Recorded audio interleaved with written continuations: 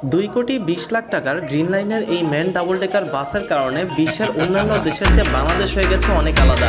পাশে আপনারা নাভিলের যে স্কেনিয়াকে 410 বাসগুলো দেখতেছেন, এইটাও প্রায় 2 কোটি টাকা মূল্যের একটা বাস। তবে সিঙ্গেল ডেকের মাল্টি এক্সেল হওয়ার কারণে এইটা অত বেশি ফোকাসে আসে না।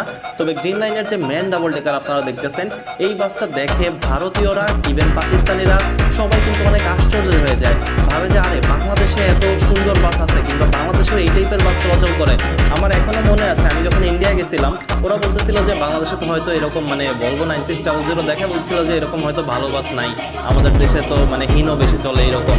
তবে যখন আমি আমাদের এই man double decker Kenya double decker দেখাইলাম, ওরা একদম চুপ হয়ে গেছিল। মানে ওরা যে ইন রিপ্লাই আমার কিছু বলবে, সেইটা বলার মতো ভাষা ওরা হারায় ফেলাইছিল।